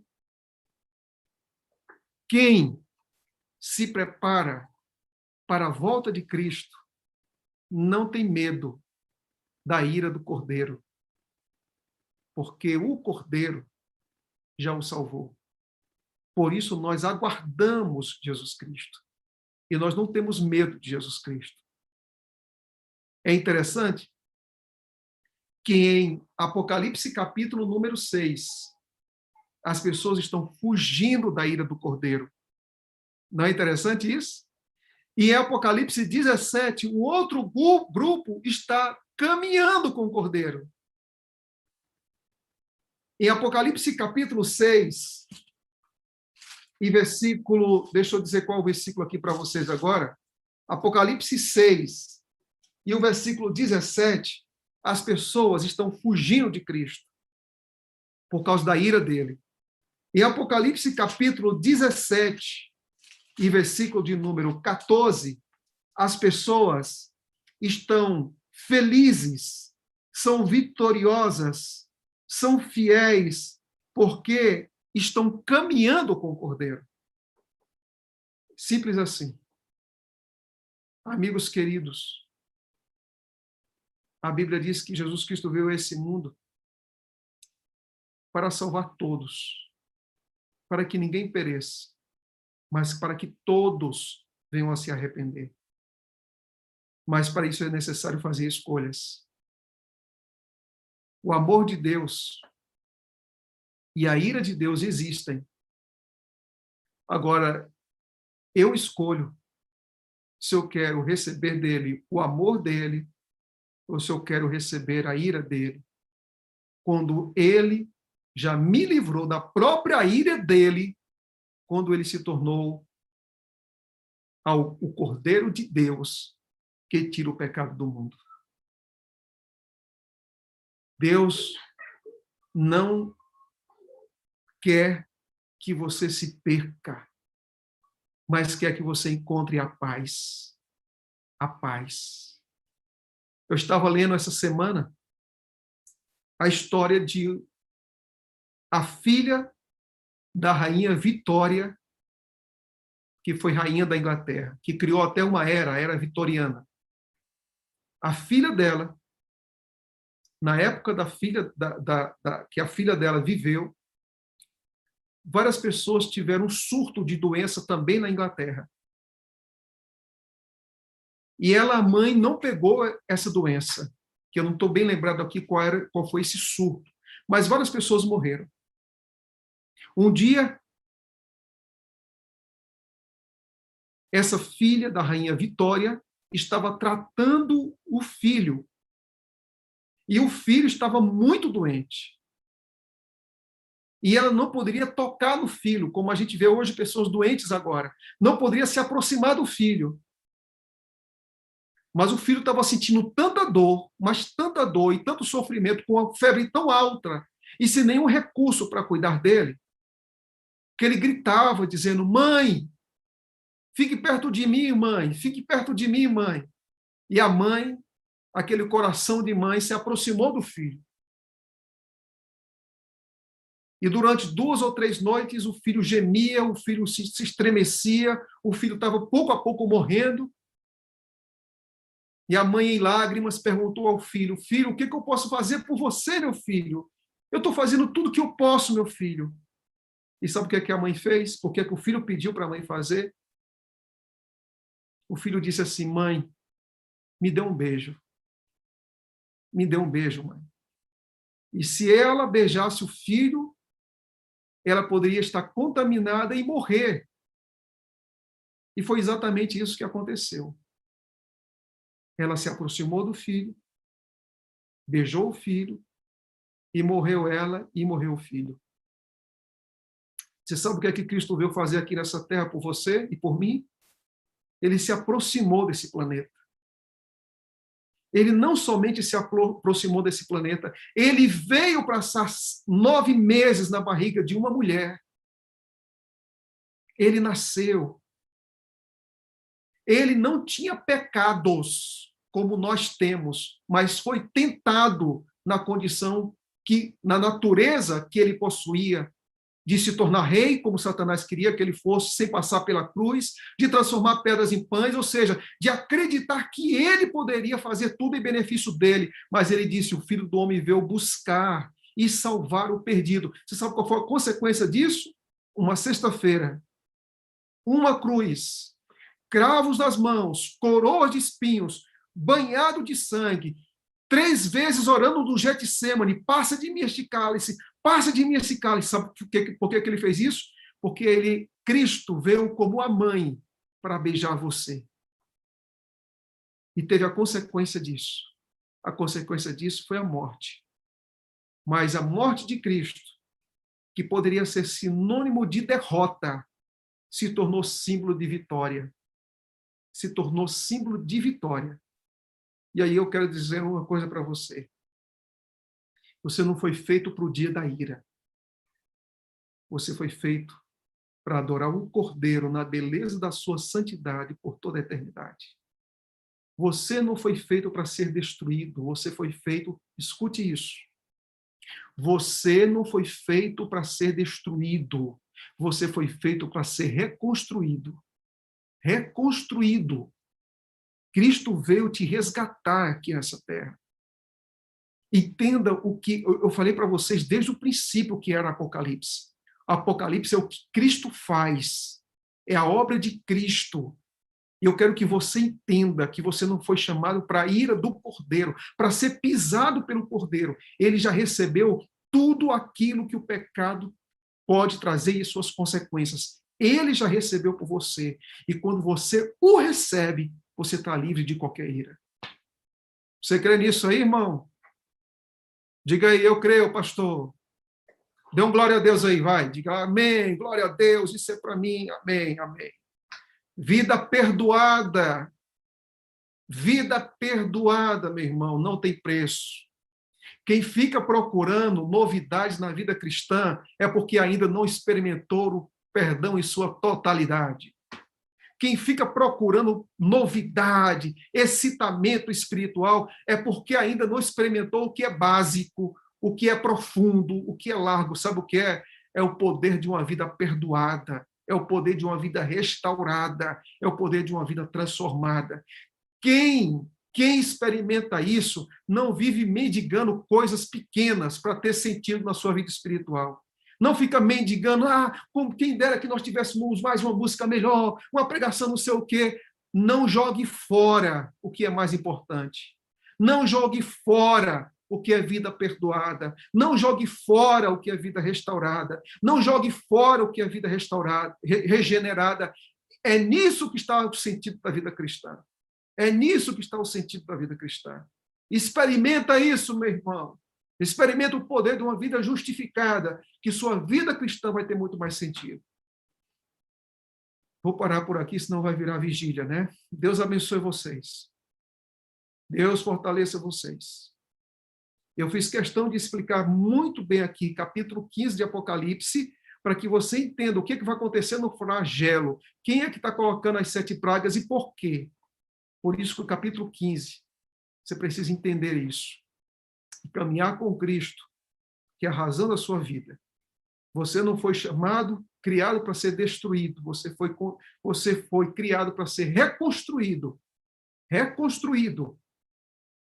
E quanto mais você segurar nas mãos de Cristo, mais essa vida aqui vai ter sentido para você. Ok?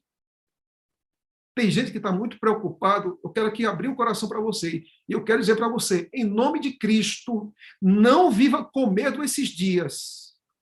Não viva com medo. Isso não quer dizer que você não possa ser atingido, isso não quer dizer que você não possa ser infectado, isso não quer dizer que você não possa descansar. Não estou falando disso. O que eu estou falando é que a vida em Cristo é maior do que as provações que a gente passa. A vida eterna é esta, que te conheçam como único Deus verdadeiro. Então, ele está dizendo que a vida eterna é esta. Então, você tem vida eterna agora, é presente, irmão. Isso é João capítulo 17. A vida eterna não será, a vida eterna é. A vida eterna é. É o quê, pastor? te conhecer como o único Deus verdadeiro e a Jesus Cristo a quem tu enviaste. Você sabe o que significa? Que quando a gente entende isso, entende quem é Deus, o que Ele enviou, a vida que nós podemos ter aqui e agora, a gente pode até fechar os olhos, podemos até morrer e descansar.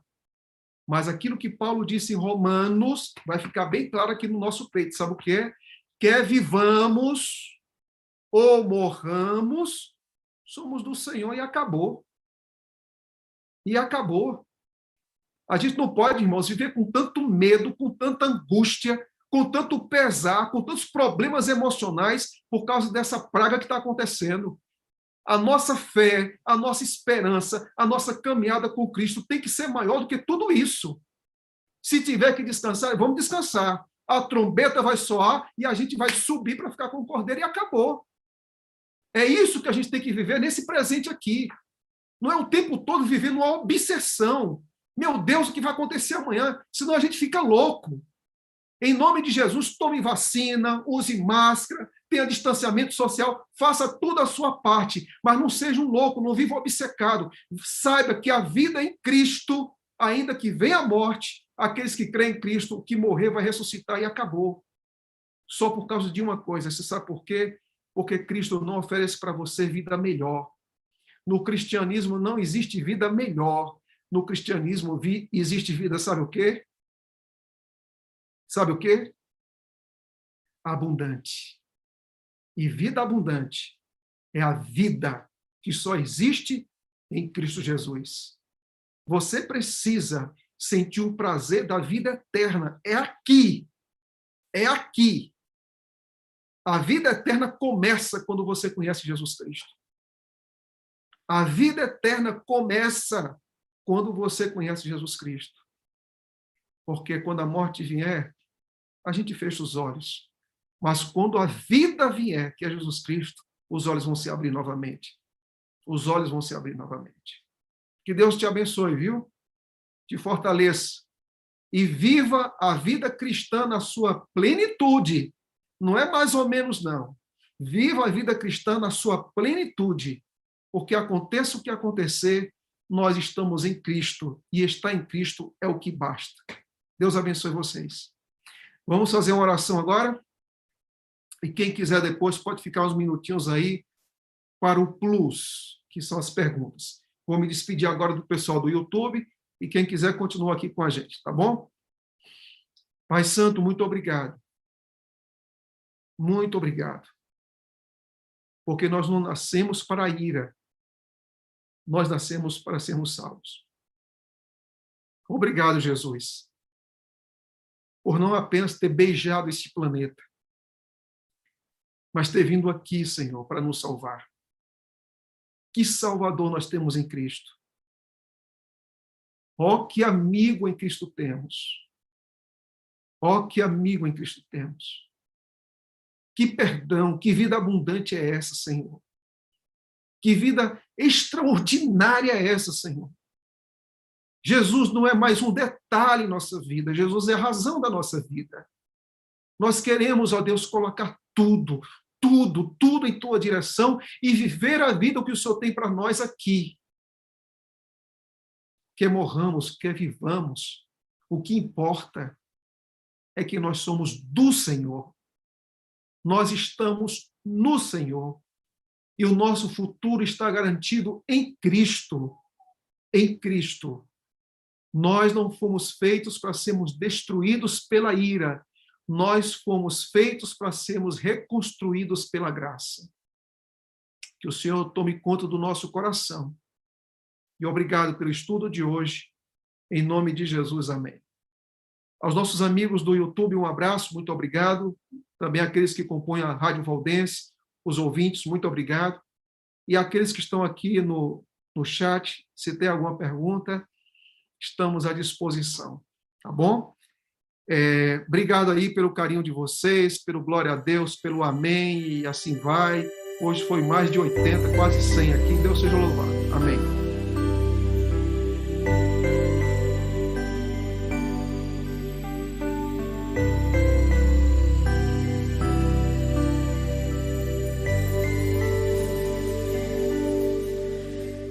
grande cruz se erigiu, dela ao dia fugiu, em sinal de vergonha e de dor. Mas eu amo essa cruz, sobre a qual meu Jesus deu a vida por mim, pecador. Sim, eu amo a mensagem da cruz. Até morrer eu a vou proclamar. Levarei eu também minha cruz, até por uma coroa trocar.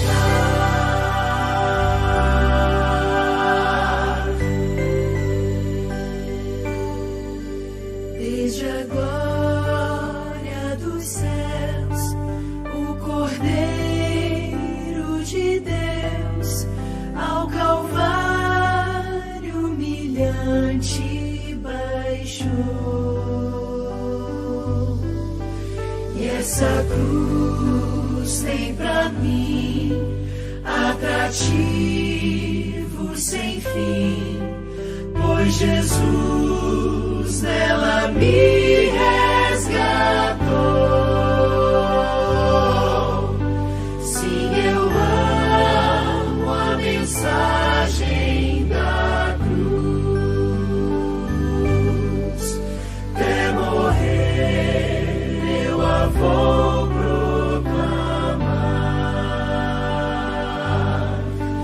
Levarei eu também minha cruz,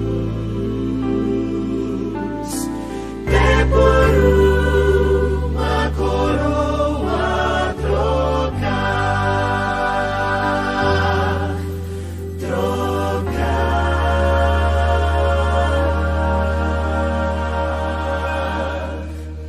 Eu aqui com Jesus, a vergonha da cruz, quero sempre levar e sofrer. Ele vem me buscar